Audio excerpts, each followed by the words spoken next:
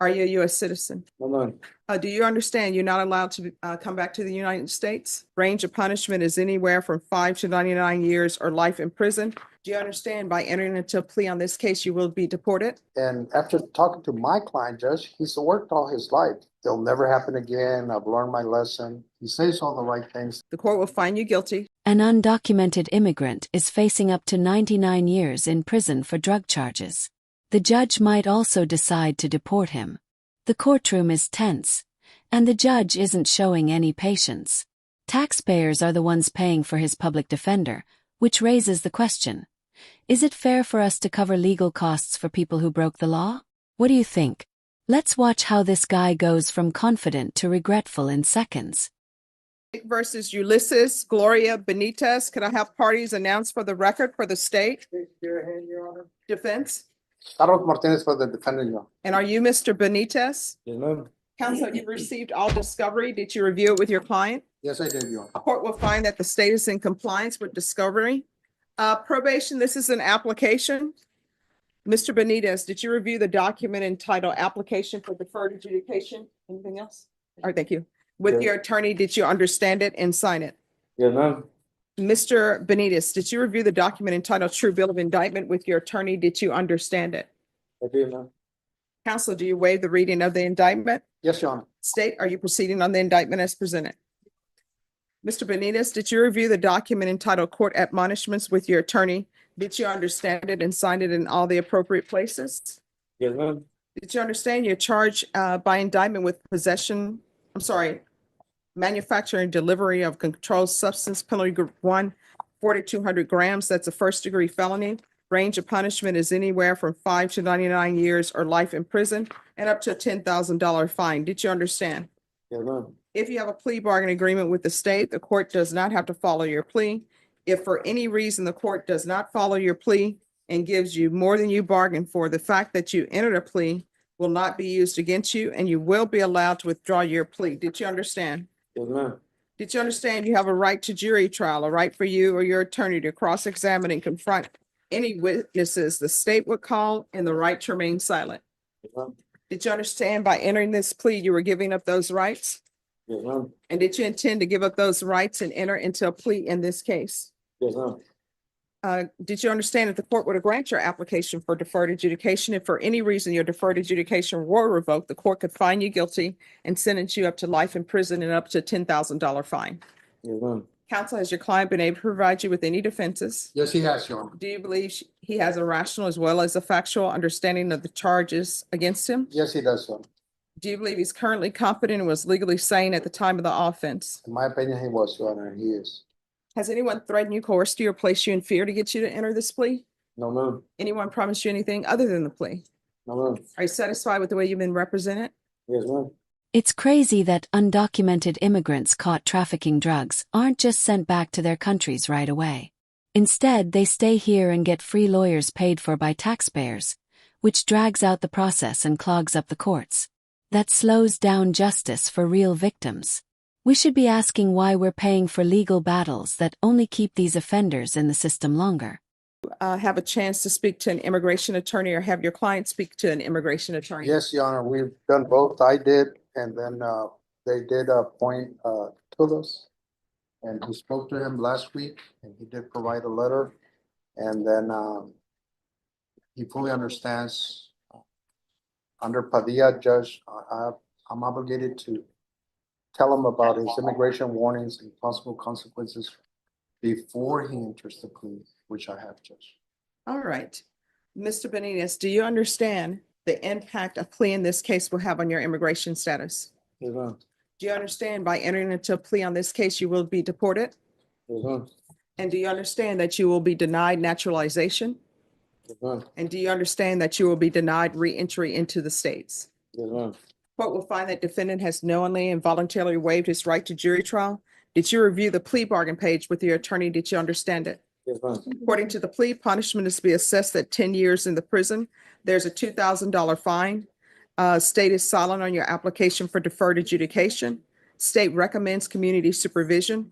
They're taking in consideration 2024 PF 24733. and there's to be restitution to SAPD for drug testing. Did you understand that to be the plea? Defense is at the plea? It is. State is at the plea? It is not. Outside the agreement, the state is requesting that your community supervision be for a term of 10 years. There'll be a TAP evaluation and 250 hours of community service restitution. Did you understand those are recommendations from the state and the court does not have to follow those recommendations? No, Then to the offenses charged, how do you plead? Guilty, not guilty, or no contest? no contest. The court has reviewed the same. The court will find there is sufficient evidence to find you guilty. Court will defer finding of guilt as you've applied for deferred adjudication. Do you wish to proceed with sentencing? I would prefer, Your Honor. All right. Is there anything you wish to say but in regards to the application for deferred? Your Honor, I have spoken to the mom and the brother. He comes from a good family. He's just, and after talking to my client, Judge, he's worked all his life. So he says, you know, it was lapse in judgment, some easy money, but it'll never happen again. I've learned my lesson. He says all the right things, and his mom is devastated over this because he's got several brothers, Judge, that are hard workers also and have never gotten it. All right. This is what the court is going to do. The court will deny your application for deferred adjudication. The court will find you guilty, sentence you to 10 years in the prison, suspended and probated for 10 years. Take in consideration 2024 PF 24733. There's to be restitution to SAPD for drug testing. There's to be no re-entry into the United States. There's to be regular reporting by Zoom or in person, regular random UAs. There's a $2,000 fine that will be probated. Do you understand you're not allowed to come back to the United States? Yes, ma'am. If you come back to the United States, that will be a violation of your probation and you're facing 10 years in the prison if you do that. Do you understand? Yes, ma'am. Probation, he's not allowed re-entry back in the United States. Are any other conditions needed? All right, good luck to you. You're welcome. Thank you. Those were the best Hmm? cough drops that I've had. Oh, if you need any more, we have some. You know, it's, I was doing this and those are a lot. Ah, If you break the law, you face the consequences. Judge Boyd is tough on undocumented immigrants who think they can get away with crime. And it's refreshing to see a judge who doesn't waste time with sympathy when the facts are clear. What do you think about this case? Stick around because the next one's even crazier. A guy skipped his own sentencing, and now he could be facing 20 years or more. your agreement is, if you don't show up for sentencing, you are subject to the full range of punishment. So my question to you is, why shouldn't I sentence you to 20 years? And we're asking you to follow the plea bargain if you would. All right, according to the plea bargain agreement, punishments be assessed at 2 years in the prison. There's a $500 fine, and it says that both parties agree that if he didn't show up for sentencing, he would be subject to the full range of punishment. So State, are you still proceeding with the plea bargain agreement? Your Honor, in light of him not showing up, I believe the full range, as it says in the agreement, at this point, we'll defer to the court for the reasoning behind that he didn't show up and if it was a valid reason. Right. It was possible to say what. You want to call your client as a witness Yes. to explain? Yes. Could you raise your right hand for me? Raise your hand. Do you solemnly swear or affirm the testimony you give will be the truth and nothing but the truth, so help you God? Ma'am. You can lower your hand, state your name for the record. State your name for the record. Gospel Carol, All right, why didn't you show up for court?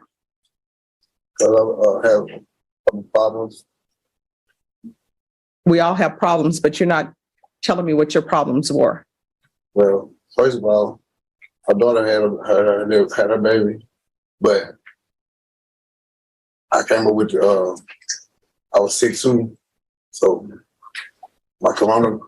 Everybody used coronavirus as an excuse, but did you provide any medical documentation that you had that? Yeah, I do. I have that. No. Did you provide any medical documentation to the court that you were ill?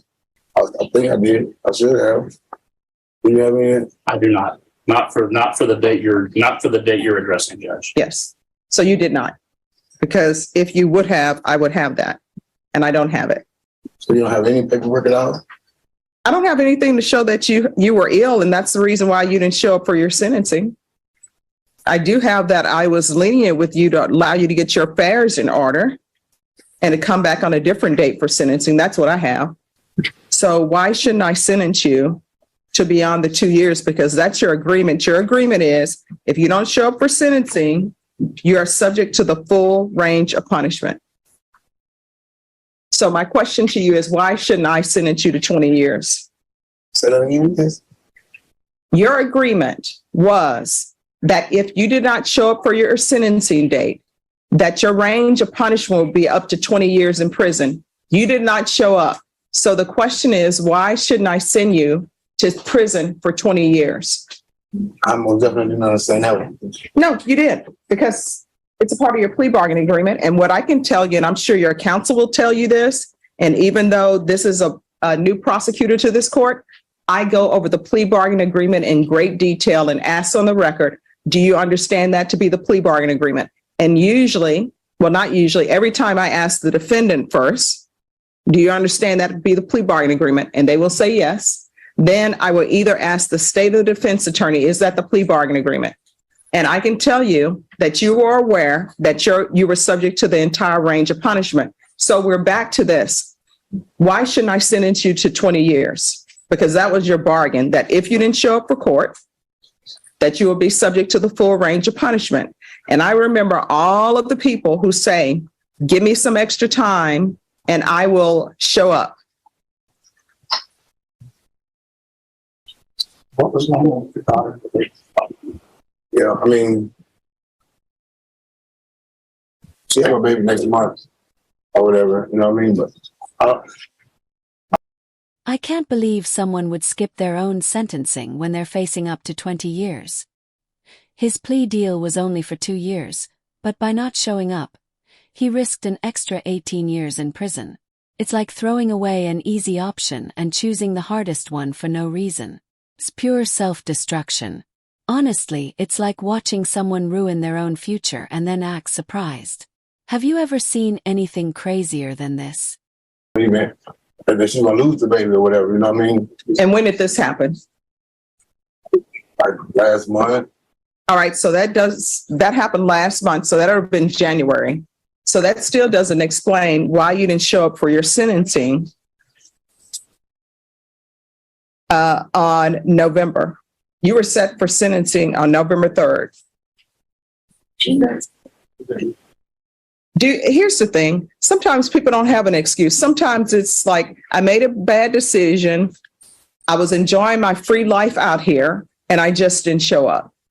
So I'm trying to figure out, is that your case, or is there something else that was going on in your life? Because you're looking at 20 years in prison. That he doesn't have an excuse that we want to offer at this time.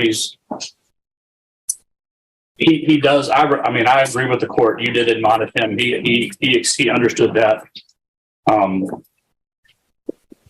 concerned. I mean, as we stand here today, he's not near as cognizant of I've dealt with as he's been in the past. I'm somewhat concerned about that, but he's not a man of means. When that November date came, his phone was cut off. We were not able to locate him. I mean, he didn't. I mean, I know I spoke to him after that when his daughter was sick, but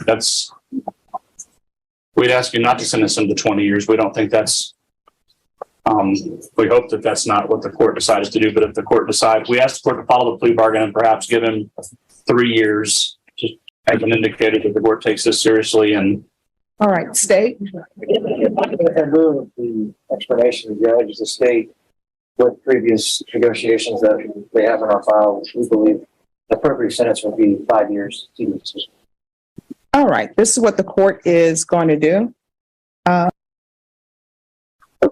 4 years in the prison, give you credit for any time served, take in consideration 2021 CR 2207, 2021 CR 1465, 2021 CR 2771.